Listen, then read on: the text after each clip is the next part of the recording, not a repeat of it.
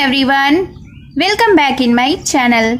तो हाजिर हूँ मैं फिर से एक न्यू इंटरेस्टिंग मोरल स्टोरी के साथ। बहुत ही अच्छी कहानी है, वीडियो के अंत तक बने रहिएगा। बहुत सारे न्यू वर्ड्स आप इस स्टोरी में सीखेंगे। इसके साथ ही स्टोरी को रीड करना और इंग्लिश वर्ड्स के करेक्ट प्रोनाउंसिएशन के बारे में भी सीखेंगे। तो स्टोरी स्टार्ट करने से पहले अगर आप इस चैनल पर न्यू हैं, मेरी वीडियो को पहली बार वॉच कर रहे हैं तो मेरे चैनल को सब्सक्राइब कर लें और जो बेल का आइकन दिख रहा है उसे भी प्रेस कर दें ताकि मैं जब भी वीडियो अपलोड करूं तो इसका नोटिफिकेशन आप तक पहुंच जाए।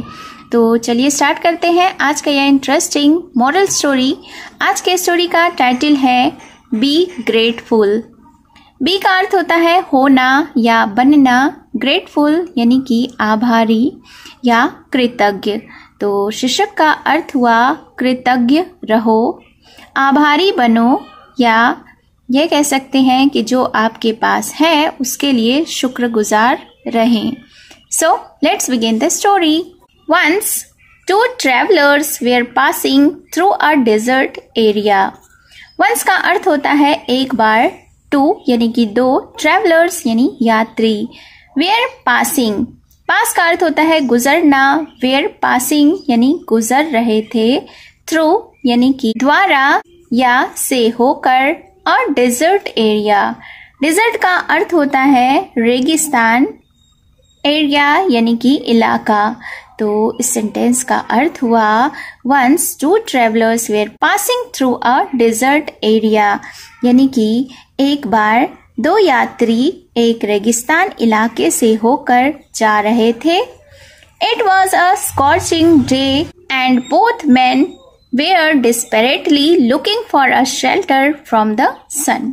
इट का अर्थ होता है यह, वॉज यानी कि था, अ यानी कि एक, स्कॉचिंग डे यानी कि तपता हुआ दिन या बहुत गर्म दिन, एंड यानी कि और, बोथ का अर्थ होता है दोनों, मैन यानी कि व्यक्ति, वेयर डेस्परेटली, डिस्परेटली का अर्थ होता है बेताबी से या बेहद जरूरत के साथ, लुकिंग, लुक का अर्थ होता है देखना, फॉर यानी के लिए, अ शेल्टर, शेल्टर का अर्थ होता है आश्रय, फ्रॉम यानी कि से, द सन यानी सूरज।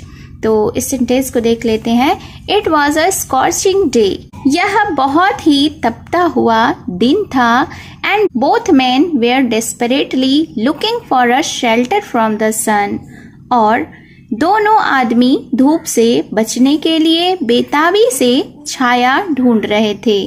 After walking for a few hours they saw a tree with a thick shade.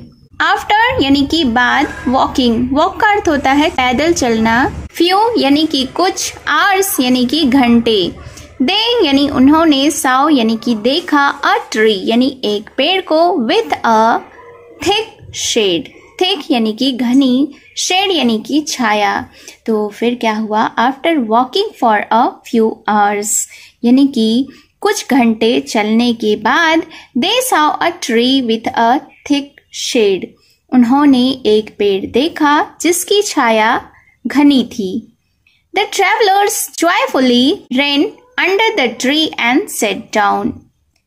Joyfully का अर्थ होता है खुशी खुशी या खुश होकर, ran यानी कि दौड़ा, अंडर का अर्थ होता है नीचे, द ट्री यानी कि पेड़ के, सेट डाउन यानी कि बैठ गया।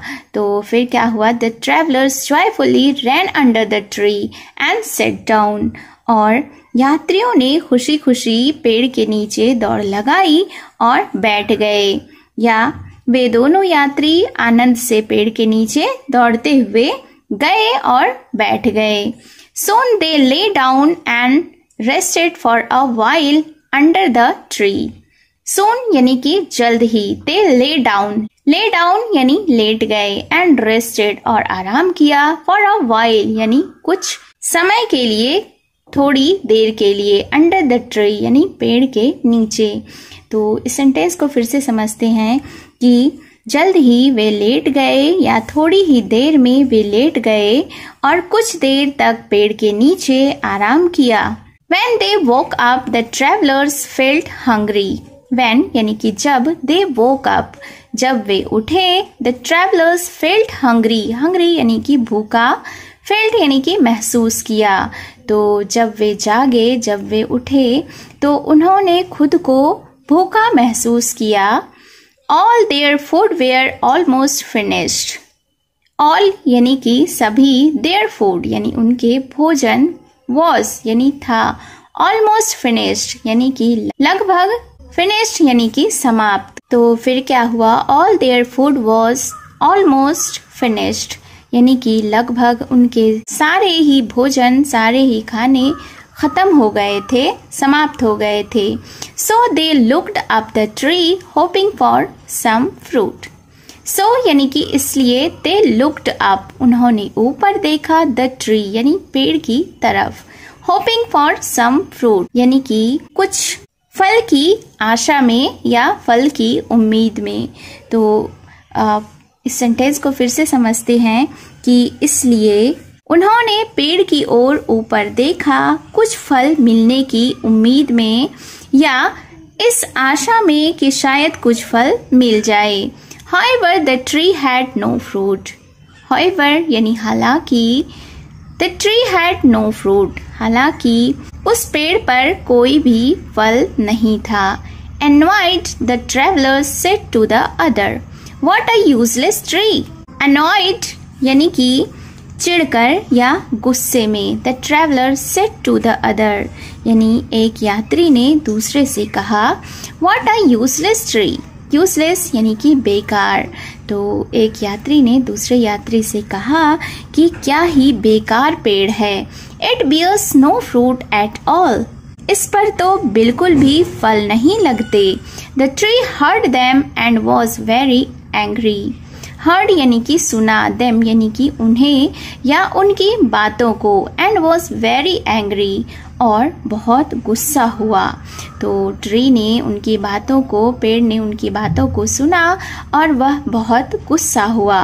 It said इसने कहा, Even the birds are thankful to take rest on my branches. तो सबसे पहले सेंटेंस के वोकैबुलरीज को देख लेते हैं। इवन का अर्थ होता है यहाँ तक कि, बर्ड्स यानी कि चिड़िया, थैंकफुल का अर्थ होता है आभारी या कृतज्ञ, टेक यानी कि लेना, रेस्ट यानी कि आराम, ब्रांचेस का अर्थ होता है डालियाँ या टहनियाँ या शाखाएं। तो फिर क्या हुआ कि पेड़ ने यात्रियों से कहा कि even the birds are thankful to take rest on my branches, यहाँ तक कि पक्षी भी मेरी डालियों पर आराम करने के लिए आभारी होते हैं।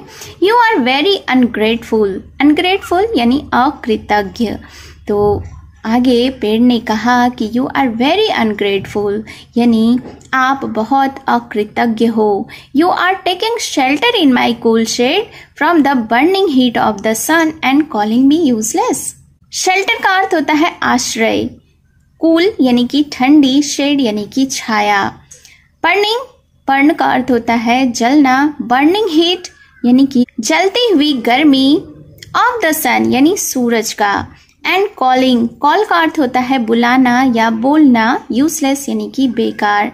तो पेड़ ने उन दोनों यात्रियों से आगे कहा कि आप सूरज की जलती हुई गर्मी से मेरी ठंडी छाया में आश्रय ले रहे हो, एंड कॉलिंग मी यूजलेस और मुझे ही बेकार कह रहे हो। The travellers were ashamed of their behaviour. Ashamed यानी कि शर्मिंदा हुआ, बिहेवियर का अर्थ होता है व्यवहार। तो यात्री अपने व्यवहार पर शर्मिंदा हुए। They apologised to the tree and went away. Apologised यानी कि माफी मांगी, क्षमा प्रार्थना की, वेंट अवे यानी चले गए। तो उन्होंने पेड़ से माफी मांगी और वहां से चले गए। Moral of the story is always be grateful for what you have. Always का अर्थ होता है हमेशा, बी यानी कि बनो, ग्रेटफुल यानी आभारी या कृतज्ञ, फॉर यानी के लिए, व्हाट यू हैव जो कुछ भी आपके पास है।